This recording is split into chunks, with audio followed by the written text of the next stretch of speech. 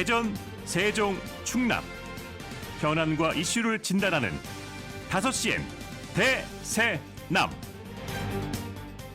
안녕하십니까. 5시엔 대세남 PD를 맡고 있는 아나운서 김영철입니다. 오늘까지 여러분께 인사를 드립니다. 자, 놀이터는 어린이 누구나 마음껏 뛰노는 공간입니다. 그런데 장애아동들에게는 유독 그 문턱이 높습니다. 시소나 그네 등 대부분의 놀이기구가 장애아동들이 탈 수 없는 구조고요. 놀이터 대부분이 입구부터 턱이 있어서 휠체어가 들어서기 쉽지 않습니다. 또 놀이터 안쪽 바닥은 모래로 가득해서 보호자가 밀어준다고 해도 휠체어를 움직이기 버겁습니다. 그러니까 진입 자체가 안 되는 겁니다. 다행히 장애 아동용으로 따로 개발된 놀이기구가 있습니다. 휠체어 그네가 있는데요. 휠체어에 탄 채 이용할 수 있도록 제작이 됐습니다. 지난 2016년 9월 소프라노 조수미 씨가 세종시에 위치한 한 공립특수학교에 휠체어 그네를 기증했습니다. 그런데 이 그네 설치한 지 불과 6개월 만인 다음해 3월 철거됐습니다. 이유는 이 놀이기구를 놀이터에 설치할 규정이 현행법에 없다, 이겁니다. 법에 제시돼 있지 않은 형태의 놀이기구는 안전인증을 받지 못하고 안전인증을 받지 않은 놀이기구는 놀이터에 설치할 수 없으니 결국 이 휠체어 그네는 놀이터 밖으로 물러나게 됐습니다. 법적 근거가 없으니 설치는 물론이고 관리도 안 되고요. 안전사고가 발생해도 누구도 책임지지 않게 됩니다. 장애 어린이들이 이용하는 놀이기구가 법의 사각지대에 놓여있는 셈입니다. 지난 21년 1월 정부가 관련 안전기준을 제정하겠다고 발표했지만 현재까지 지지부진한 논의만 2년 넘게 이어지고 있습니다. 일반 놀이터는 진입조차 어렵고 장애 아동용 놀이시설은 설치가 안 됩니다.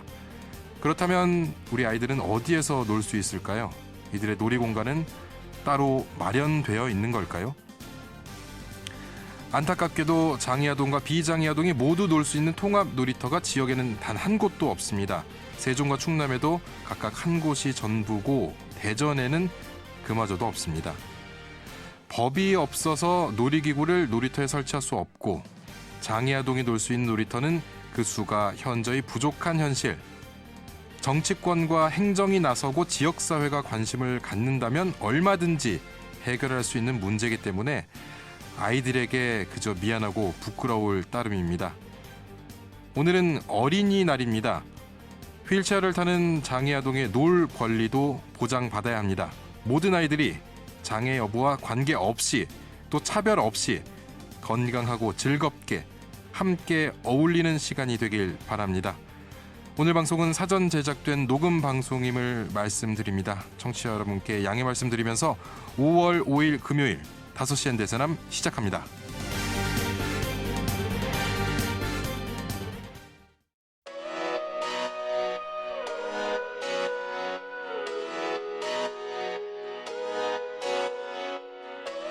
다섯 시엔 대세남은 여러분의 참여로 이루어집니다. 문자로 참여하실 분은 단문 50원, 장문 100원의 유료 문자 샵 2309로 의견 남겨주세요. KBS 대세남 유튜브 채널과 페이스북과 카카오톡 채널은 5시엔 대세남에서 무료로 참여하실 수 있습니다. 의견 보내주시는 분들께는 모바일 상품권 보내드립니다. 여러분의 뜨거운 참여 기다리겠습니다. 키워드로 보는 뉴스 브리핑부터 먼저 만나겠습니다. 팟캐스트 아는 것입니다. 정진호 PD와 함께합니다. 정 PD 안녕하십니까? 네, 안녕하십니까. 정진호입니다. 예, 오늘 첫 번째 키워드 뭡니까? 네, 첫 번째 키워드는 일파만파입니다. 뭐가 그렇게 일파만파 퍼졌습니까? 네, 국민의힘 소속인 예. 충남 서천군 의회 이지혜 의원의 갑질 논란이 그야말로 좀 일파만파 퍼지고 있습니다. 예. 이지혜 의원은 지난해 10월 제9대 서천군 의회 첫 번째 행정사무감사에서요. 무려 사과 상자 20개 분량의 자료를 요구해서 좀 논란이 되기도 했었거든요. 이 당시 이 의원이 요구했던 자료 가운데 상당수가 또 뭐 해당 부서가 감당하기 어려운 것들도 많이 있었고요. 또 성폭력 상담소와 청소년 상담 복지센터, 뭐 가족센터 이런 곳의 상담 내용까지도 요구해서 이 개인정보 보호 논란도 좀 있었습니다. 아니 이런 내용들은 굉장히 좀 개인 정보가 많이 담겨 있어가지고 공개 자체를 하면 안 되는 거 아닙니까? 네, 그래서 이제 당시에도 이제 여러 곳에서 비판이 쏟아졌는데요. 하지만 이지혜 의원은 그 상담받은 인원수와 이 상담사 자격 여부를 보기 위해서 요구했을 뿐이다. 뭐 이렇게 좀 반박하기도 했었습니다. 예. 이런 가운데 이 의원을 둘러싼 그 차량 관련한 갑질 논란도 좀 끊이지 않고 있거든요. 예. 이지혜 의원은 차가 없다면서요. 의회 직원들에게 태우러 와라. 뭐 예. 택시를 불러달라. 이런 식의 사적인 요구도 반복적으로 해왔다고 하고요. 예. 또 이제 군수 차량에 여러 차례 동석하기도 했다고 합니다. 아니 뭐 군수 차량을 뭐 한 번 정도 뭐 이동할 때까지 살 수야 있겠다라고 생각을 하지만 뭐 여러 번 동석을 했다고요? 그리고 이제 그 의회 의원이 군수를 견제 감시하는 그런 입장인데 예. 군수 차량을 이용한다는 것 자체가 사실은 좀 그렇네요. 적절하다고 적과의 동침 뭐 그런 느낌이기도 하고요. 인정 어려울 예. 것 같고요. 예. 또 이것 말고도 이 의원은요, 이 자신과 무관한 서천군 집행부에 그 국외 출장에 동행할 수 있는지 알아봐달라 뭐 이런 요구도 했다고 하고요. 예. 또 이제 집행부의 공식적인 용역 보고회나 정책 간담회 자리에 자신의 자리도 마련해달라 뭐 이런 요구도 했다고 합니다. 아니 요즘도 이런 갑질을 하는 의원이 있습니까? 좀 믿기가 어렵죠. 그런데 여기서 그치지 않고요. 또 일부 의원들이 그 의회 의장의 허락을 받아가지고 그 우수사례 견학을 위해서 이제 관외로 출장을 다녀왔는데요. 예. 나한테 왜 안 알려줬냐 이러면서요. 그 자리에 동행한 의회 직원에게 이제 항의 표시로요. 예. 뭐 출장 계획서, 신청서, 예산 사용 내역, 결과 보고서 이런 거 제출해라. 뭐 이렇게 요구도 했다고 하고요. 예. 또 직원이 자신의 전화를 받지 않았다면서 이 강압적인 그런 태도를 보여가지고 예. 이 담당 직원이 심리적 불안 상태로 병가를 내기도 했다고 합니다. 이건 전 뭐 갑질도 갑질이지만 괴롭힘 같거든요. 네, 도가 좀 지나친 것 같습니다. 예, 근데 이런 사례 말고도요, 이재 의원은요, 이 서천군 지역에 있는 한 종합병원을요, 이제 불시에 방문해서요, 예. 응급실과 입원실을 촬영하는 등의 그 상식 밖의 행동을 좀 보였다고도 하는데요. 예. 그래서 근데 해당 병원 측에서는요, 이 병원의 응급실이나 병실은 개인의 사생활 보호가 필요한 구역인데, 예. 우리 병원은 서천군 재정 지원도 받지 않는 그런 민간 병원을 왜 군의회 의원이 무슨 자격으로 이렇게 무단 방문해서 촬영까지 했냐, 예. 분노하지 않을 수 없다 하면서요, 이 의원의 해명을 또 요구하기도 했었습니다. 아니 지금 말씀하신 게 이제 다 사실이라면 서천군 의회나 뭐 소속 정당인 국민의힘 차원에서 이지혜 의원에게 뭐 어떤 조치를 좀 취해야 되는 거 아닌가 이런 생각이 드는데요. 네, 그게 예. 상식이겠죠. 논란에 대해서 이 김기웅 서천군수가요, 그 한 언론과의 통화에서 양측 얘기 잘 듣고 기사 쓰면 좋겠다. 뭐 이런 식의 청탁성 발언도 좀 했었다고 예. 하고요. 과거에 무더기 자료 요구에 대해서는요, 그 이지혜 의원이 그 해당 지역구 국회의원인 장동혁 의원이 뭐 사과하지 말라고 했다. 뭐 이런 식의 발언을 한 것도 알려져서 뭐 예. 지역 사회가 또 충격에 휩싸이기도 했었습니다. 예. 그래서 이제 전국 공무원 노조 세종 충남 본부 서천군 지부는요, 이 의원이 이제 행했던 이런 불법 행위와 갑질 사례를 수집한 갑질 백서를 제작할 거라면서요. 예.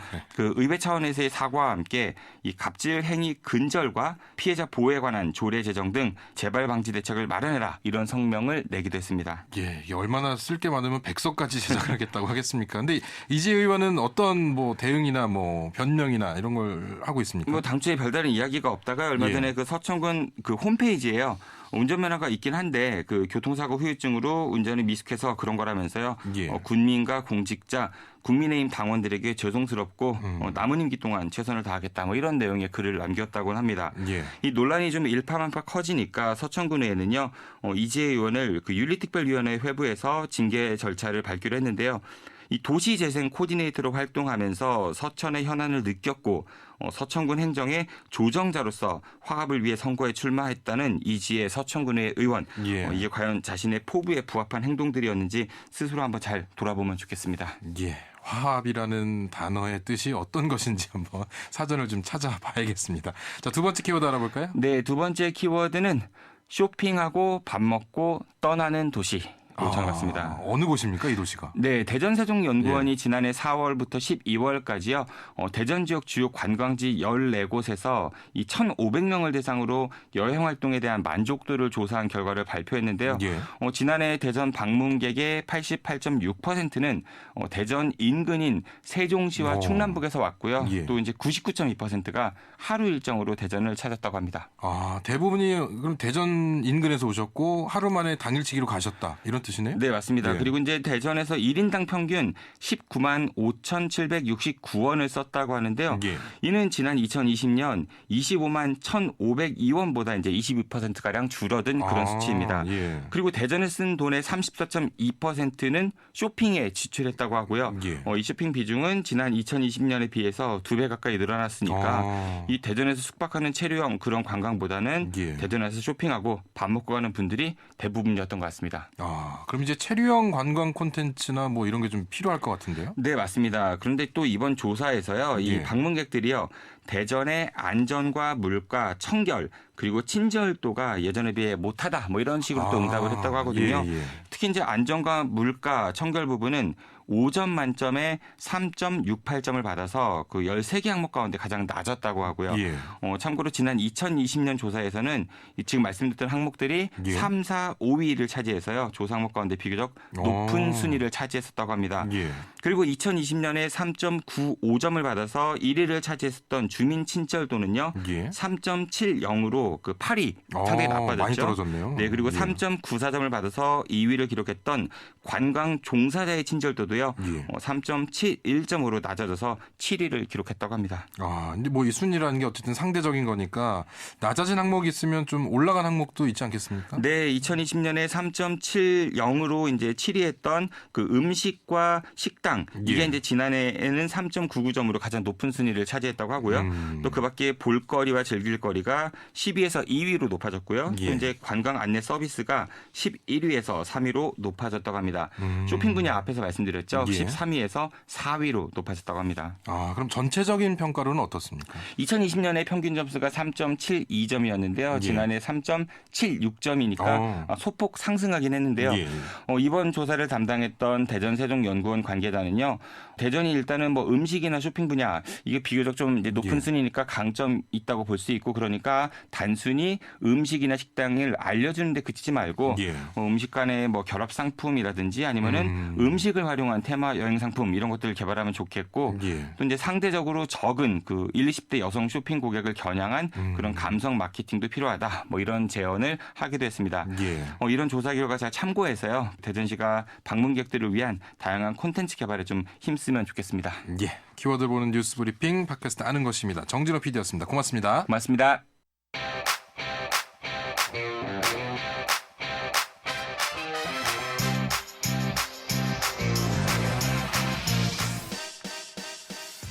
이번 주에 환경 이슈를 짚어보고 함께 실천할 수 있는 환경 캠페인을 소개하는 대세남 환경 캠페인 지구를 지키는 사람들 시간입니다. 사회적 협동조합 혁신청 김영진 이사장과 함께합니다. 안녕하십니까? 네, 안녕하세요. 네, 오늘은 어떤 환경 이슈에 대해서 이야기를 좀 나눠볼까요? 네, 최근에 이제 세종시에서 2025년을 기준으로 시내버스 전면 무료화를 이제 선언을 했습니다. 예. 그래서 아무래도 기후위기 관련해 가지고는 대중교통 활성화가 이제 핵심적인 이슈인데 네. 오늘은 그와 관련된 이슈들을 좀 점검해 보도록 하겠습니다. 그러면은 전면 무료화라고 하면 그동안은 뭐 네. 특정 시간, 뭐 특정 연령 이렇게 해서 좀 이렇게 한정적으로 했던 기억이 나는데 네. 어느 정도로 지금 무료화를 예정하고 있는 건가요? 일단은 예. 내년도 그러니까 2024년도 9월부터는 예. 이제 한 4개월 정도 시범 운영을 합니다. 음. 그렇게 해서 이제 출퇴근 시간대를 집중적으로 이제 무료화를 이제 진행을 하고요. 예. 그 다음 25년부터는 이제 시간이나 뭐 연령 상관없이 전체 다 이제 아. 세종 시민이라면 무료화를 하는 것이고요. 예. 그리고 뭐 출발지나 혹은 도착지 둘 중에 한 군데만 이제 세종이어도 이제 무료가 가능합니다. 그러니까 세종시 같은 경우는 그 다른 광역 도시와의 이제 연결망들이 좀 중요하잖아요. 예. 그러니까 실제로 집은 세종이신데 뭐 직장 같은 경우는 인근의 대전이나 뭐 청주 혹은 뭐 예. 공주에서 있는 분들이 많아가지고 예. 그런 분들까지도 고려를 한 정책인 것 같습니다. 그러면은 세종시에서는 이거로 인해서 노리는 효과나 뭐 이런 게 좀 따로 있을까요? 어떤 목적이 있을 것 같은데요? 그러니까 일단은 다른 지자체랑 좀 다른 점은 예. 잠깐 얘기가 나오긴 했지만 다른 지자체 같은 경우는 이제 어르신분들을 대상으로 하는 시내버스 무료 정책들이 예. 기존에 있었습니다. 예. 근데 그런 정책들 같은 경우는 대부분 이제 교통복지를 표방하는 거거든요. 예. 근데 물론 그것도 긍정적인 요소들이 있는 거죠. 그러니까 어르신분들의 사회 활동들을 더 활성화하게 되면은 예. 어르신들의 건강권이나 혹은 사회적인 이런 안전망에 대한 이슈들이 이제 보장이 되기 때문에 예. 굉장히 긍정적인데 근데 세종시가 이번에 표방을 하는 것은 것은 뭐 이런 교통복지에 대한 얘기도 있지만 가장 결정적으로는 이제 대중교통 활성화 그리고 친환경 교통 정책으로의 전환을 예. 얘기를 합니다. 그러니까 사실 제가 이 정책을 처음 보고서 반갑다라는 생각을 했거든요. 좀 긍정적으로 생각을 네, 하셨군요. 네. 예. 그러니까 사실은 이제 많은 분들이 뭐 우려하는 지점들이 있습니다. 이따 그 예. 얘기도 해보면 좋을 텐데 예. 재정 문제라든지 여러 이슈들이 있지만 네. 결국에는 이제 대중교통을 활성화하고 친환경 교통 정책으로 가려면은 예. 사실 전기차를 아무리 만드는 건 별로 소용이 없습니다. 그러니까 전기차가 실제로 탄소 중립에 기여하는 정도가 사실 실질적으로 작거든요. 예. 그 나중에는 이제 폐배터리 문제도 생길 거고 결국에는 결국에는 이제 대중교통을 활성화하고 예. 도로에 있는 자동차를 줄여나가야 되는데 실제로 사람들이 이미 편리한 자동차, 그러니까 승용차를 예. 타지 않고 그렇죠. 대신에 이제 대중교통으로 유입하기 위해서는 예. 사실은 이런 전면적인 무료화 정책이라든지 혹은 출퇴근 시간에는 이제 증차를 한다든지 이런 예. 식의 혁신적인 좀 정책들이 필요한데 네. 세종시에서 그런 부분들을 좀 염두한 것 같아가지고 그런 부분들은 충분히 긍정적인 것 같습니다. 이게 사실 자동차에 좀 익숙해지면 정말 네. 도어 투 도어잖아요. 문에서 맞습니다. 문까지 편하기 그쵸. 때문에 이용을 하는데 대중교통 출근 시간에 타면 정말 빡빡하고 힘들거든요. 맞습니다. 그러니까 예. 사실은 대중교통을 활성화하고 또 친환경 교통 정책으로 가려면은 예. 자동차를 조금 더 불편하게 해야 됩니다. 그러니까 사실은 자동차가 지금 너무 편하고 예. 또 이제 자동차로 출퇴근을 해도 사실은 크게 늦지 않기 때문에 예, 예. 다 자동차로 타시는 건데 서울 같은 경우는 사실은 자동차를 타면 오히려 출퇴근 시간이 더 막히죠. 느려지니까 예, 예. 느려지니까 사실은 어쨌든 더 정해진 빨라서 시간을 딱 네. 맞춰서 갈 수 있는. 맞습니다. 그러니까 예. 정시성을 보장할 수 있다 보니까 대중교통이 이제 활발하게 진행이 된 건데 예. 세종시 같은 경우 좀 상황이 다르긴 하지만 어쨌든 세종시가 다른 비슷한 규모 혹은 이제 더 큰 광역시 대비 버스의 이제 교통 수송 분담률이 한 예. 절반 정도밖에 안 됩니다. 그러니까 실제로도 이제 대중교통 좀 적게 타고 예. 대부분 다 이제 승용차, 승용차 자가용을 이용하시는. 이용하시는 분들이 예. 많다 보니까 세종시 입장에서도 적극적으로 검토했던 것 같고 이 정책이 어쨌든 지금 세종시장인 최민호 시장의 예. 주요 공약 중에 하나였습니다. 아. 네, 그래서 그 관련돼서 좀 차근차근 준비하고 있는 과정인 것 같습니다. 예.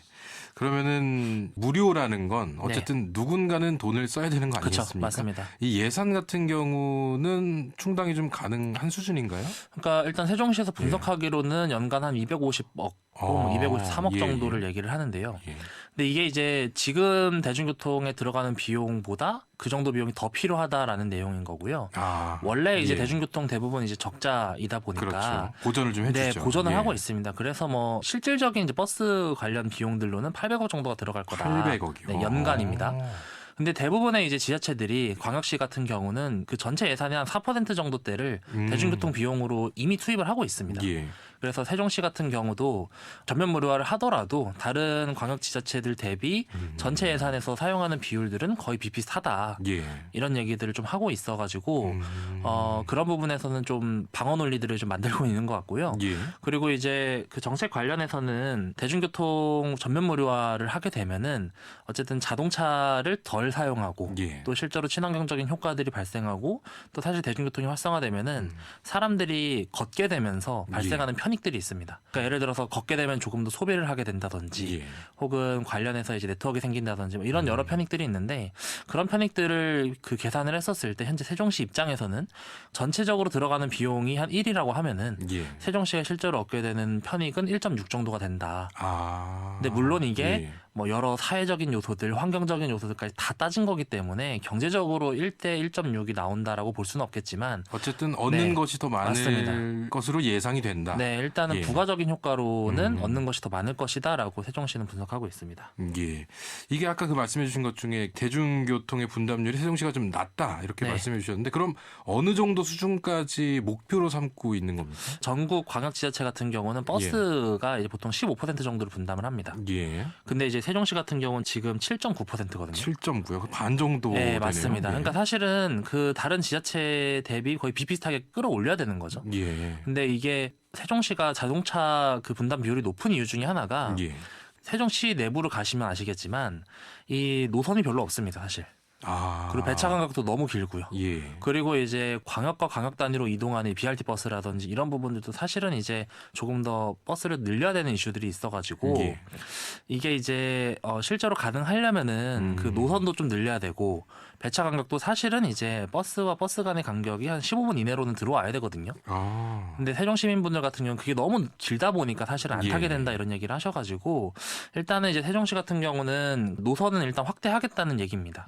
그래서 25년도 전면 무료화를 하기 전에 광역 노선은 한 5개 정도 그리고 내부 노선은 한 7개 정도를 더 확충을 해가지고 진행을 하겠다는 입장인데 일단 제가 봤었을 때는 그 어느 정도 방향성은 맞는 것 같은데 다만 이제 조금 더 집중했으면 하는 것은 실제로 대중교통을 활성화시키려면 결국 출퇴근 시간이 핵심이거든요. 그렇죠. 많이 이용할 때 좀 많아야죠. 네, 맞습니다. 그래서 사실은 전체적인 노선과 버스를 증차하는 것도 당연히 좋은 일이지만 출퇴근 시간에 집중적으로 좀 늘려가지고 사실은 배차 간격도 줄이면서 대중교통을 타고 버스로 출퇴근하시는 분들이 편하게 가셔야 되거든요. 맞습니다. 그러니까 저도 이제 버스를 이용하긴 하지만 너무 이제 밀집해서 타다 보니까 사실은 서로 불쾌하고 힘들고 그렇죠. 이래서 사실 또 안 타게 되는 것도 있는 문 거잖아요. 안 닫히면 밖에서 기다리고 맞습니다. 일이 비일비재하거든요. 출퇴근 그렇죠. 시간대는. 또 사실 여름엔 또 땀 냄새도 많이 나고 이러니까 그래서 사실은 배차 간격을 줄이고 좀 증차를 차를 하면서 늘리고, 사람들이 조금 더 대중교통을 편하게 또 쾌적하게 탈 수 있는 여건들이 더 마련되면은 정책적으로는 좀 성공적인 정책이 되지 않을까 하는 생각입니다. 그리고 일단 이용하시는 분들이 대중교통을 이용하자 이런 좀 인식이 마련이 돼야 되는데 지금 아침에 좀 불편할 것 같다 이런 생각이 좀 먼저 드는 게 사실이에요. 맞습니다. 그러니까 이게 실제로 편리하고 실제로 쾌적해야 사실 타는 부분도 있는 거거든요. 그래서 그 일각에 이제 이 정책을 부정적으로 보시는 분들도 막대한 세금이 들어가는데 이 뭐 1,000원, 2,000원 무료화 한다고 해가지고 그 사람들이 자동차를 포기하겠냐, 승용차를 포기하겠느냐, 뭐 이런 식의 부정적인 여론들이 있고 저는 이런 부분들은 충분히 고민해야 될 지점 같거든요. 네, 그래서 현실적인 지점들 그리고 실제로 사람들이 출퇴근 때에는 좀 승용차를 타지 않고 뭐 주말에 이제 가족들이랑 다른 일정들을 보실 때는 그럼 보실 때는 이제 승용차를 이용하시면 되잖아요. 그래서 그런 부분들도 좀 적극적으로 고려를 해야 될 것 같습니다. 그러면 이제 우리나라뿐만 아니라 이제 세종시에서는 어쨌든 전면 무료화를 예정하고 있는데 해외에서도 이런 사례들이 있는 걸로 알고 있거든요. 해외는 실제로 어떻습니까? 그러니까 사실은 해외에서도 이 전면 무료화가 흔한 사례는 아닙니다. 그러니까 유럽 같은 경우도 사실 대중교통이 많이 잘 되어 있다고 평가를 하는데도 전면 무료화는 거의 없는 상황이고 프랑스 같은 경우는 이제 파리가 사실은 친환경 도시로의 전환을 굉장히 적극적으로 하는 곳인데 여기 같은 경우도 전면 무료화는 검토는 했지만 이제 비용이 너무 많이 들어가지고 마찬가지로 이제 뭐 청소년이나 혹은 시니어 그룹 어르신분들에게 이제 무료화를 경로 하고 무료 맞습니다. 뭐 이런 것처럼 그 대신에 이제 파리 같은 경우는 그 교통 분담률 관련해 가지고 자전거의 분담률을 높이기 위해서 자전거 관련 정책들을 엄청나게 적극적으로 하고 있습니다. 그래서 조금은 다른 전략으로 이렇게 하고 있고요. 그 외에 사실은 인구가 뭐 4만 명대 혹은 5만 명대 정도의 도시에서는 일부 이제 뭐 그 프랑스에서도 좀 전면 무료화를 하는 도시들이 있습니다. 그래서 뭐 사토르시라든지 여러 도시들이 있긴 있는데 세종시 정도 규모 혹은 이제 광역시 단위 규모에서 이렇게 전면 무료화를 하는 거는 좀 드문 사례가 맞습니다. 찾기가 좀 어려운 거군요. 그래서 사실은 세종시가 이 정책을 정말 잘 준비해야 된다고 저 생각을 하고요. 사실은 이제 사람들이 어떤 정책과 이념에 대한 편견들이 있잖아요. 그러니까 예를 들어서 좀 보수 정부 같은 경우는 환경에 조금 덜 적극적인 것 같고 진보 정부는 조금 더 적극적인 것 같다는 편견들이 있는데 이번에 세종시가 좀 새로운 모습을 보였다고 생각을 해요. 저는 그래서 그런 부분들을 다른 분들도 좀 적극적으로 보시면서 좀 이념이나 혹은 여러 색깔에 상관없이 이 정책 자체가 기후 위기를 대응하는 데 있어서 굉장히 좀 성공적인 정책으로 갈 수 있도록 많이 관심도 가져주시고 또 건강한 비판이 있다면은 그런 비판들도 건강하게 하시면서 좀 성공 사례를 만들었으면 좋겠습니다. 이게 또 잘 되면 또 해외로 수출되는 우수 정책 사례가 되는 거 아니겠습니까? 그렇죠. 그리고 저는 탄소 중립을 전 세계적으로 해나가는 과정에서 대중교통 무료화라든지 혹은 뭐 기타 여러 혁신적인 정책들은 반드시 선행돼야 된다고 생각을 하거든요. 그래서 우리나라에서 좀 좋은 사례를 만들었으면 좋겠습니다. 그럼 이제 세계적으로도 이 전례를 찾아보기 힘들 정도의 정책을 추진하고 있는 건데 우리나라 안에서도 세종시가 무상 대중교통 정책을 도입하고 다른 지역 지역은 또 어떤지도 궁금해요. 그러니까 경기도나 이제 예. 화성시 같은 곳들에서도 좀 정책을 추진은 하려고는 합니다. 예. 근데 다만 계획은 있는데 계속해서 이제 비용 문제 때문에 네. 여기도 이제 연령대별로 이제 무료화를 좀 단계적으로 예. 추진해 나가는 상황인 거고요. 근데 이제 아이러니한 게 이제 화성시가 세종시보다도 인구가 아마 많을 거예요. 그러니까 세종시 같은 경우는 지금 한 예. 38만 혹은 40만 이렇게 왔다 갔다 하는데 예. 사실은 이제 세종시가 그래서 저는 인구 100만, 150만 도시에서 사실 대중교통 전면 무료화하기 사실 힘들거든요. 그렇죠. 비용이 예. 너무 많이 들어가니까. 예. 근데 세종시 정도의 규모, 그러니까 50만 미만의 도시에서는 좀 충분히 가능하지 않을까. 예. 그래서 인구 대비 이 대중교통 이용하는 전략들이 또 달라질 수 있는 거다 보니까 예. 좀 잘 보면 좋을 것 같고, 다른 도시들 같은 경우는 사실은 그 경기도에서 이제 화성시나 이런 곳들도 있긴 하지만 대부분은 이제 수도권 외 지역들. 예. 그러니까 예를 들어서 이제 어르신분들의 비율이 너무 높은 곳들이 있잖아요. 예. 그러니까 예를 들어서 뭐 교통 사각지대 같은 곳들, 그러니까 읍면동이나 뭐 이런 단위들까지 이제 좀 버스가 많이 안 가는 곳들 예. 같은 경우는 좀 무료화를 추진하는 경우들이 많은데 이런 도시 사례는 사실 거의 없다고 보시면 될 것 같습니다. 예, 어쨌든 이것도 수입원 중에 하나이기 때문에 네. 그 비용을 도시가 부담하는 건 정책적으로 좋은 네. 시도이긴 하지만 부담이 되는 건 사실인 것 맞습니다. 같습니다. 네, 맞습니다. 예. 그래서 사실은 이 부담을 예. 무엇으로 상쇄할 것인가라는 고민도 좀 해야 되고 그리고 100만 이상의 도시들 같은 경우는 예. 저도 개인적으로는 전면 무료화는 좀 힘들 것 같고 대신에 이제 출퇴근 시간대의 버스 증차라든지 예. 혹은 환경 개선 관련된 부분들로 비용들을 더 투입해 나가거나 예. 아니면은 출퇴근 시간대 무료화 정책 관련된 것들은 좀 검토를 해보면 좋을 것 같습니다. 예. 그 지금 말씀해 주신 것 외에도 어떤 점들이 조금 보완되면 정착하는 데 좀 도움이 될 것 같다. 또 있을까요? 그 예. 온라인 커뮤니티에서 예. 시민분들이 많이 얘기하는 건데요. 이 세종시가 어쨌든 전면 무료화를 하는 방법이 시민분들이 먼저 카드를 쓰면은 예. 그 비용들을 이제 나중에 지역화폐라든지 아, 예. 혹은 이제 세종시에서 운영하는 자전거를 쓸 수 있는 비용으로 받는 거거든요. 예. 근데 이제 많은 분들이 얘기하시는 게 버스는 무료화가 됐는데 왜 자전거는 유료냐. 아, 굳이 버스를 타고 돈을 아꼈더니 네. 자전거에 비용을 쓰게 네, 만드냐. 맞습니다. 예. 그래서 사실은 이제 비용이 너무 또 많이 들어가는 이슈들이 있겠지만 예. 사실은 이제 자동차 분담 비율을 줄이려면은요 자전거도 사실 굉장히 중요합니다. 그렇죠. 이것도 어떻게 보면은 문 앞에서 문 앞까지 갈 수 있는 맞습니다. 수단 중에 하나거든요. 자전거가. 그래서 사실은 이제 버스 정류장에서 내려가지고 예. 내가 원하는 목적지까지 더 편하게 갈 수 있는 방법들이 필요한 거거든요. 예. 그게 뭐 개인 모빌리티가 될 수도 있는 거고 아니면 자전거가 될 수도 있는 건데 예. 실제로 어쨌든 자가용의 교통수단 분담료를 줄이기 위해서는 버스뿐만 아니라 그런 좀 더 세밀한 개인의 이동 단위들까지도 좀 고려를 하면은 세종시에서 좀 긍정적인 정책을 만들 수 있을 것 같습니다. 예. 자, 그럼 끝으로 이 도심 속 친환경 교통수단을 늘리기 위해서 어떤 방식들이 도입되는 게 좀 좋을지 지역 교통 정책 방향성에 대해서도 마지막으로 한 말씀 해주시죠. 많은 분들이 사실 대중교통 비용 관련해 가지고는 경제적으로 해석하시는 경우들이 굉장히 많거든요. 그러니까 사실 적자다 혹은 뭐 수익성이 안 나온다라고 얘기를 많이 하시는데요. 대중교통은 원천적으로 수익을 낼 수가 없는 정책입니다. 예. 그리고 사실은 이제 자동차를 더 불편하게 하는 정책이기 때문에 이 대중교통 정책을 보실 때 많은 분들이 너무 비용 중심적으로 수익 중심적으로 좀 보시기보다는 대중교통이 원래 가지고 있었던 그 목적 대중교통이라고 하는 그 공공성을 잘 발휘할 수 있는 방법으로 어떤 게 더 필요할지를 좀 봐주시는 관점들을 많은 분들이 봐주시면 좋을 것 같습니다. 네, 그럼 이번 주에 소개해 주실 환경 캠페인은 어떤 겁니까? 현재 세종시에서 이제 그 BRT 체험 수기 공모전을 하고 있습니다. 그러니까 세종시 BRT를 바로타라고 하는데요. 실제로 이제 BRT를 이용하시면서 느끼는 점들을 이제 체험 수기로 공모를 받고 있습니다. 그래서 공모 참여를 희망하시는 분들 같은 경우는 그 행복청 누리집을 참고하시면은요 안내문을 확인하실 수가 있고요. 관련해서 이제 실제로 버스를 타시면서 느꼈던 점들을 많이 얘기해 주시면은 나중에 버스 정책 개선하는 과정에서 큰 도움이 될 것 같습니다. 예, 알겠습니다. 다양한 환경 보호 실천 사항을 인증 사진과 함께 보내주시면 되겠습니다. 샵 2309번 단문 50원 장문 100원에 유료 문자로 보내주시면 되고요. 카카오톡 채널 5시엔 대세남에서도 참여가 가능합니다. 선정되신 두 분께 모바일 쿠폰 2만 원 상품권을 보내드리겠습니다. 오늘 대세남 환경 캠페인 지구를 지키는 사람들 세종시 버스 전면 무료화 정책 등 도심 친환경 교통 정책을 짚어봤습니다. 사회적 협동조합 혁신청 김영진 이사장과 함께했습니다. 이사장님 고맙습니다. 네, 감사합니다.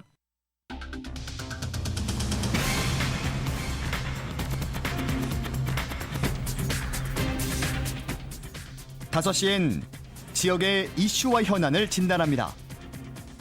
5시엔 대전, 세종, 충남 지역민의 목소리를 듣습니다. 5시엔 시사라디오, 5시엔 대세남이 있습니다.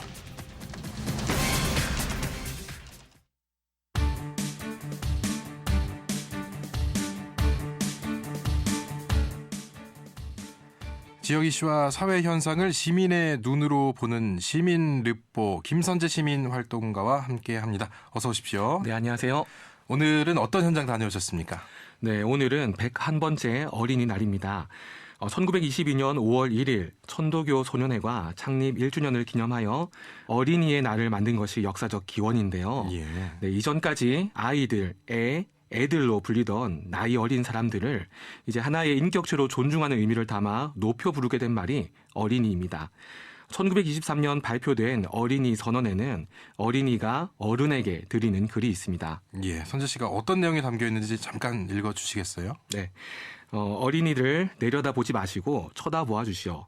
어린이에게 경어를 쓰시되 늘 보드럽게 하여 주시오. 잠자는 것과 운동하는 것을 충분하게 하여 주시오. 어린이를 책망하실 때에는 쉽게 성만 내지 마시고 자세히 타일러 주시오. 어린이들이 서로 모여 즐겁게 놀만한 놀이터나 기관 같은 것을 지어주시오 등의 내용이 들어 있습니다. 예. 100년이 지난 오늘날에도 아직 울림을 주는 말들인데요. 오늘은 우리 지역의 어린이들을 만나고 왔습니다. 100년의 시간이 지나는 동안 우리 어린이들은 얼마나 더 행복해졌을까? 얼마나 더 존중받고 있을까? 어린이들의 목소리를 직접 들어봤습니다.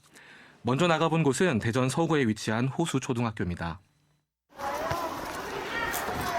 수업이 끝날 즈음 학교 교문을 나서는 어린이들의 제잘거리는 소리가 노래소리처럼 들려왔습니다. 그리고 마침 한창 댄스 동아리 춤 연습에 몰두하고 있던 4학년 학생들을 만날 수 있었는데요. 인터뷰가 시작되자 우르르 달려나와 그동안 하고 싶었던 말들을 쏟아냈습니다. 어린이날 있잖아요. 소리가 이렇게 엄마 나 라디오에 나와. 방송 댄스 하고 있어요. 방송 댄스요? 댄스 동아리. 댄스 동아리 너무 멋있다. 지금 연습하고 있던 곡은 어떤 곡이에요? 아이엠이요. 아이브의 아이엠. 각자 파트도 있어요. 그러면은? 아니요. 아직 없어요. 나누고 하고 있어요. 나눠서. 다음 주가 이제 어린이날이라 가지고 그래서 사실 어린이들을 행복해야 되잖아요. 그래서 학원 가야 돼요. 학원 숙제만 없으면 돼요. 학원 숙제, 아이고 학원 많이 다녀요. 그러면은? 아니요. 안 다녀요. 방과후가 많아요. 방과후가. 세개 다니는데 숙제가 없어요. 안 다녀요. 한 개도 안 다니고. 숙제가 A도 없는데 학원은 진짜 많아요. 학교는 숙제가 없는데 학원은 숙제가 많아요. 저 학교도 많고 학원도 많아요. 그러면 이제 여러분들을 좀 행복하지 않게 하는 건 학원이랑 뭐 여러 가지 많은 숙제 같은 것들. 네. 아니 학생들이 정말 목소리도 밝고 신나 있는 것 같은데 네. 이 웃음소리를 들으니까 웃음이 나면서도 애들이 하는 얘기 중에 아우 숙제로 행복하지 않아요. 이 얘기 들으니까 좀 마음에 좀 와닿기도 하고 그러네요. 맞습니다.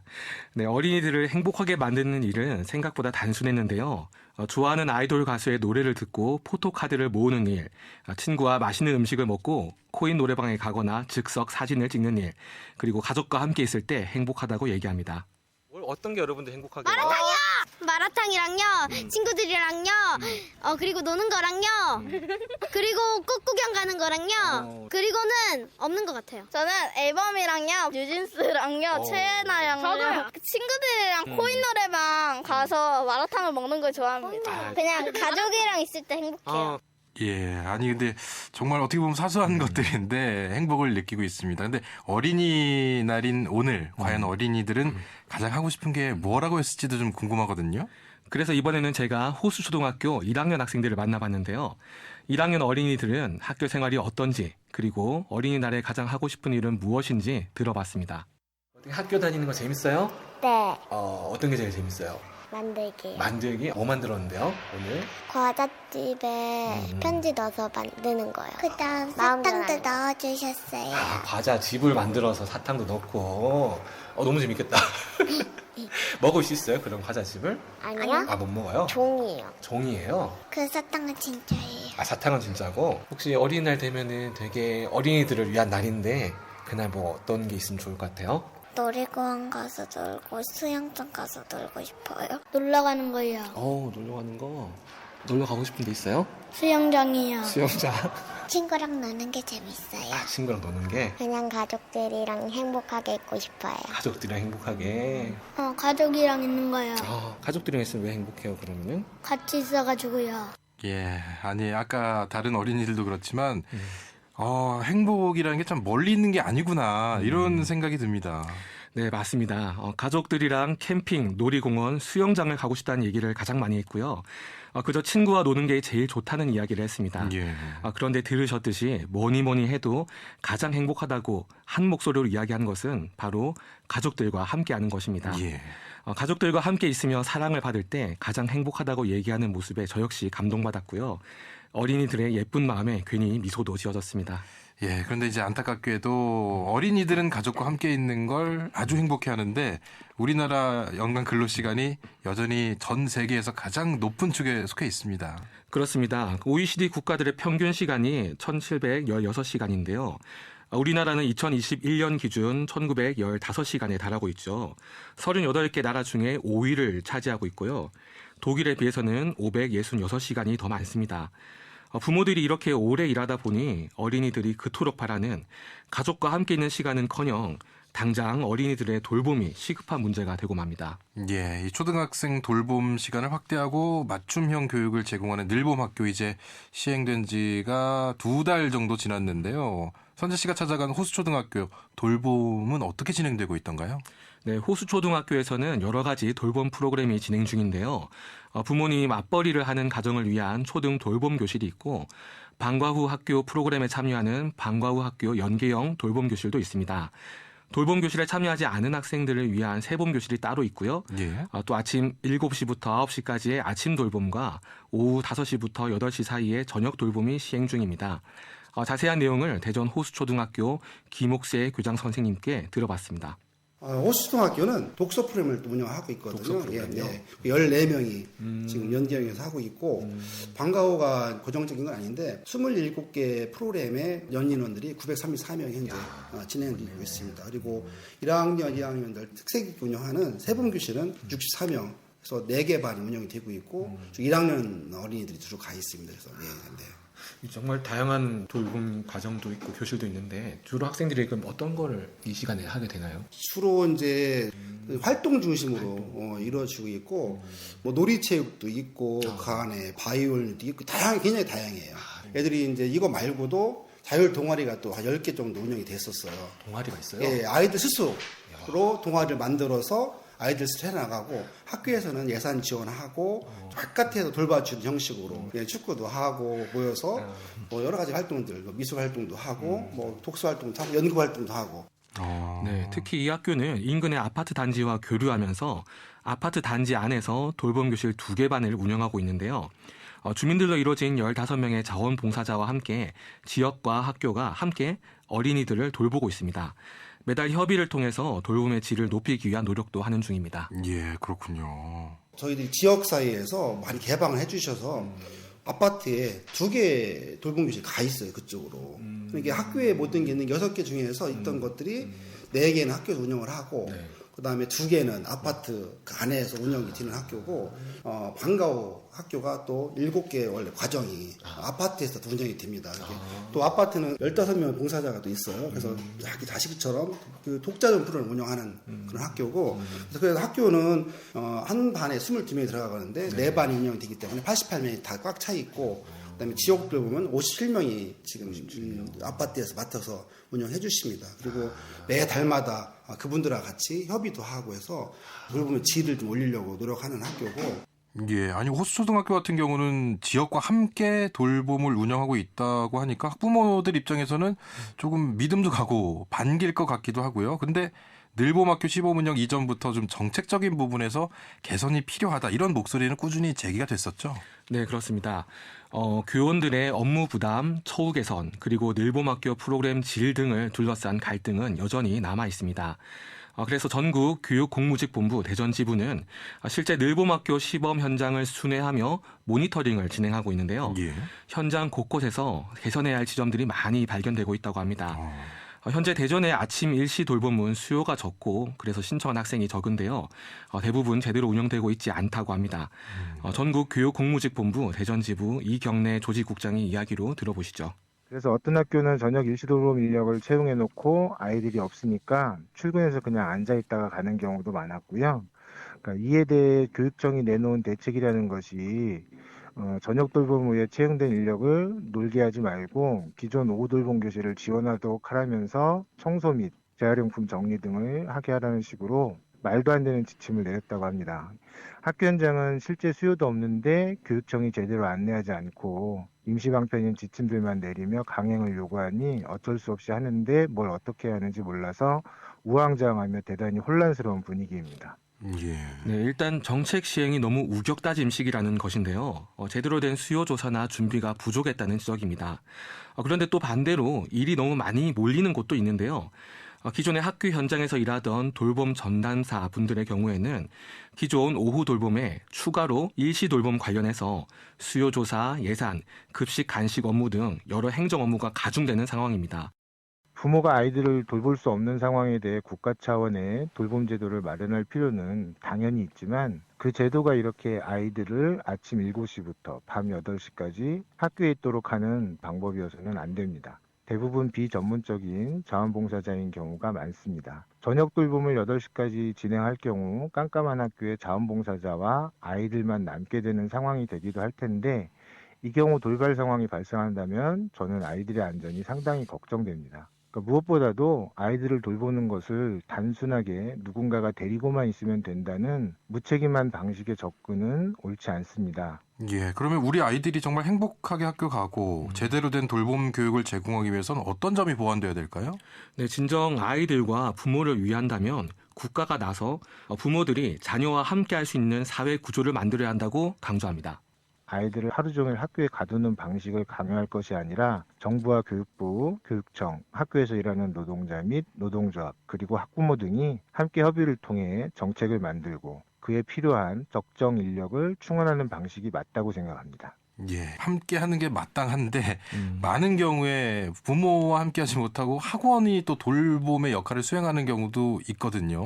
그렇습니다. 예. 평일 낮 학교를 마치는 오후 시간이 되면 어린이들이 마땅하게 갈 곳이 없는데요. 이런 수요를 충족시켜주는 곳이 바로 학원들입니다. 취미체육부터 보습학원까지 종류도 다양한데요. 이번에는 중학교 1학년 학생들을 만나서 이야기를 들어봤습니다. 요즘에 어떻게 학원 많이 다니세요? 네, 다녀요. 5개. 5개 다녀요? 네. 저 피아노, 영어, 수학, 배드민턴, 수영이요. 아, 진짜요? 하루에 그럼 쉬는 시간 있어요? 없어요? 주말에 맞춰요. 영어학원. 아침 몇 시인데요? 끝나면 7시 좀 넘어요. 7시. 네, 수학학원이랑 영어. 보통 그러면 이게 학교가 3시 35분 마치면은 그 사이에 가는 거예요? 저녁 때까지? 네. 보통 저녁 식사는 어떻게 하세요? 집에 가서. 집에 가서. 아이고, 삼각김밥을 먹는다네요. 예. 네, 대부분의 학생들은 적게는 1개부터 많게는 5개까지 학원을 다니고 있었습니다. 학교가 마친 시간부터 저녁 7, 8시까지 학원을 갔다가 집으로 돌아간다고 하는데요. 예. 저녁 식사 방법이 애매해서 주로 예. 삼각김밥으로 끼니를 때운다고 합니다. 그런데 최근에 보도된 것들을 좀 보면 초등학생 때부터 의대 입시를 준비한다. 이른바 의대반 바람이 불고 있다고 합니다. 맞습니다. 예. 최근 학원가에서는 의대반 광풍이 불고 있는데요. 예. 의대, 치대, 한의대 등 의학 계열 인기가 높은 건 어제 오늘 일은 아니지만 최근에 그 준비 연령이 초등학생까지 내려간 것이 사회 현상으로 일어나고 있습니다. 이전에 특목고를 준비하던 학원가에서 이제는 의대 입시를 준비하고 있는 형국입니다. 요즘 학원가 분위기가 어떤지 황성필 대전 학원 강사 연합 회장에게 들어봤습니다. 이전에는 뭐 특목고 대비를 많이 했다면 지금은 이제 의대 준비를 하는 반이다라고 명명을 한 거죠. 의대가 새로운 트렌드로 자리 잡았다고 보시면 됩니다. 근데 앞으로는 점점 더 그게 늘 것이고요. 저학년으로 내려가는 것은 뭐 당연한 결과다라고 보고 있어요. 네, 이런 입시 경쟁에 필수적으로 따라오는 게 선행학습인데요. 초등학교 5, 6학년 때 고등학교 과정인 화학 1, 물리 1을 배우게 되는데 한 10년이 넘는 사이 지금은 이 정도 선행학습이 대세가 되었다고 합니다. 물론 학원 강사들 사이에서도 이런 선행학습에 대해 회의적인 의견도 많습니다. 하지만 학부모들이 요구하고 학원 입장에서는 당장 수입이 늘어나는 부분이기 때문에 선행학습 경쟁을 잠재우기가 어렵다고 합니다. 초등학교 5, 6학년이 화학원, 물리원을 하는 것에 대해서 과학 선생님들이 반대를 되게 많이 했습니다. 근데 그게 한 10년이 조금 넘었고요. 지금은 그게 대세로 돼 있습니다. 5, 6학년 때 화학원이나 물리원을 하게 되는 경우요. 수학은 뭐 훨씬 빠르게 선행학습이 자리를 잡았고요. 우리가 이제 어떤 큰 병에 걸렸을 때 서울에 있는 메이저 병원을 선호를 하지 않습니까? 교육도 마찬가지라고 보여져요. 주먹구구의 방식이 아니라 조금 더 체계화된 곳에서 공부를 하고 싶다라는 요구가 있어서 거기에 학부모님들이 반응을 하시는 것 같고요. 아니 그런데 이렇게 일찍부터 시작하는 선행학습 과연 도움이 될까 이런 생각이 들기도 합니다. 네, 사람의 학습이라는 것이 한두 과목에 대해서만 진도를 빨리 나가서 배운다는 게 어불성설이라는 얘기도 합니다. 학생의 두뇌 발달 단계에 따라 사고력, 논리력, 추론력이 함께 성장하게 되는데요. 이 과정을 거치지 않고 한 과목만 선행하게 되면 그 지식 습득을 뒷받침하지 못하기 때문에 오히려 선행학습 효과도 떨어진다는 지적입니다. 그렇다면 어떻게 교육을 해야 할까요? 관련한 의견을 전문가인 부모교육연구소 이명주 대표에게 들어봤습니다. 아이가 선택한 학원과 부모가 정보에 의해서 선택해준 학원 다니는 건 좀 다르다고 보거든요. 그래서 학원에 대해서 무조건 부정적이기보다는 원한다면 또 필요하다면 이게 보습 학원이거든요. 보충 학습을 하는 곳이기 때문에 아이 위주로 정말 필요한 곳인가, 그리고 아이가 원하는 곳이고 다니고 싶은 곳이 어디인지, 그리고 친구들과 교류를 할 수 있는 그런 시간들, 이런 것들을 좀 차선으로 한번 생각을 해봤으면 좋겠고요. 그래서 초등 저학년에는 예체능을 많이 주면 좋을 것 같아요. 아니 학원을 아예 안 보낼 수는 없는 상황에서 말씀해 주신 것처럼 필요한 곳인지 다니고 싶어하는 곳인지 신중히 생각해봐라 이 말씀이 좀 와닿는데 어린이들이 행복하려면 그럼 어른들은 어떻게 해줘야 될까요? 네, 한때 모 드라마에서 이런 대사가 나와 어른들을 부끄럽게 했는데요. 드라마에서 주인공은 이렇게 외칩니다. 어린이는 지금 당장 놀아야 한다. 어린이는 지금 당장 건강해야 한다. 어린이는 지금 당장 행복해야 한다. 지금 당장 우리 어린이들이 행복해지기 위해서 무엇을 해야 할지 여쭤봤습니다. 먼저 대전 호수초등학교 김옥세 교장 선생님은 학교의 주인은 학생이라는 생각으로 어린이들의 자치활동을 강조하셨습니다. 학교는 학교의 주인이 학생이라는 생각들을 하고 있거든요. 항상. 그래서 자치활동을 많이 하고 있습니다. 아이들이 자유롭게 어떤 의견을 꾸밈없이 이야기를 하고 자기들 토론할 수 있고 협의할 수 있고 또 막연한 것보다는 구체적으로 어떻게 해줄 것인가 생각해보는 그런 장이 되어야 되지 않을까 생각을 많이 하고 있습니다. 네, 어린이들 스스로가 어떻게 행복하게 살 수 있을지 고민할 수 있도록 구체적으로 준비해 주는 게 어른의 역할이라고 하셨고요. 그렇게 먼저 어른이 마음을 열고 다가가니 어린이들 역시 서슴없이 다가왔다는 점이 인상적이었습니다. 이어서 임영주 대표의 경우 어린이들에게 이 질문을 꼭 해보라고 하셨는데요. 바로 오늘 어땠니? 라는 질문입니다. 이 세상에서 가장 사랑하는 내 아이에게 가장 가치로운 시간을 함께 해주고 싶은데 사실 현실적으로 육아 현실이 그렇지 않은 경우가 참 많거든요. 그런데 질적인 시간이라는 얘기를 많이 들어보셨을 거예요. 아이에게 많은 시간을 못 주신다면 정서적인 케어를 위해서 저녁에라도 짧은 시간이라도 아이를 바라보는 시간, 아이의 말을 들어주는 시간. 그래서 꼭 저는 이 질문을 하라고 하고 싶어요. 오늘 어땠니? 이 정서라는 것은 사실 대화를 통해서 굉장히 많은 부분이 해소가 될 수 있거든요. 그래서 내 마음을 알아주는 부모님, 내 생활을 알고 계시는 부모님, 그리고 내 고민을 이야기했을 때 그걸 이해해주는 부모님이시라면 아이가 밖에서 어떤 힘든 일이 있어도 부모님이라는 그 정서적 곳간이 풍부한 부모님을 통해서 아이는 충분히 위로받을 수 있고요. 잘 발달이 되고 그리고 누구보다도 행복감을 느끼면서 아이들이 자랄 수 있을 것 같습니다. 예. 저는 퇴근하고 나면 아직 말도 못 하거든요. 저희 아이들은. 근데 오늘 어땠니라고 저는 안 물어보고 오늘 뭐 했니라고 물어보거든요. 근데 좀 어감이 다른 것 같습니다. 어땠니라고 계속 한번 물어봐야 될 것 같다. 이런 생각을 하면서 끝으로 우리 어린이들이 우리 지역의 어른들에게 또 하고 싶은 이야기가 있을 것 같아요. 네, 어린이들이 하는 이야기에 우리 어른들이 귀를 기울였으면 좋겠습니다. 그리고 어린이들은 저마다의 장래 희망과 꿈도 이야기했는데요. 그 꿈이 모두 이루어졌으면 하는 바람도 가져봤습니다. 축구 선수 꿈이에요. 축구 선수요? 네. 아니 그러면은 운동하는 것도 좋아하나 보다. 네. 요리사요. 요리사. 네. 아이돌 안무 만드는 사람이에요. 멋있다. 안무가. 그러면 그 무대 그 배경 같은 거 만드는 너무 멋있다. 사람이랑 아이돌 하고 싶어요. 아나운서 되고 싶어요. 아나운서. 아이돌이랑 작가 되는 게 꿈이에요. 이유는요? 책 좋아해서요. 책을 좋아해서요? 네. 오. 담배 피지 마세요. 담배 피는 분들 싫어요? 네. 언제 담배 피는 분들 만났어요? 길거리 같은 거 가다 보면은 담배 피면서 욕하는 사람들 있는데 그 사람들이 싫어요. 그리고 청소년들도 피지 말아요. 맞아요. 할아버지가 좀 술을 끊으면 좋겠어요. 어머나. 계속 아프다면서 술이랑 담배 계속. 학원 좀 줄여줘. 술을 먹고 음주운전을 해서 죄 없는 아이를 다치게 하지 마세요. 스쿨존에서 30 이상으로 달리지 마세요. 예. 네, 1920년대 어린이날을 기념하는 표어는 희망을 살리자, 내일을 살리자였습니다. 100년이 지난 오늘날에도 여전히 유효한 표어입니다. 어린이가 내일의 희망인 것은 앞으로도 변함없을 겁니다. 어린이가 더 행복할 수 있도록 우리 어른들이 함께 힘 모아 나가길 바랍니다. 예, 저희도 힘을 한번 모아 봐야겠습니다. 자, 오늘 시민노포 시간에는 101회 어린이날을 맞아 우리 지역 어린이들 또 학생들은 진정으로 행복감을 느끼고 있는지 직접 목소리를 들어봤습니다. 시민활동가 김선재 씨와 함께했습니다. 오늘 수고하셨습니다. 고맙습니다. 네, 5월 5일 금요일 순서 여기서 마칩니다. 이번 한 주도 대세남과 함께해 주셔서 고맙습니다. 다음 주 월요일은 박명원 아나운서가 여러분께 인사드리겠습니다. 오늘 끝곡 레이첼 플래튼의 Better Place 준비했습니다. 이 노래 전해드리면서 저도 인사드리겠습니다. 지금까지 5시엔 대세남 PD를 맡고 있는 아나운서 김영철이었습니다.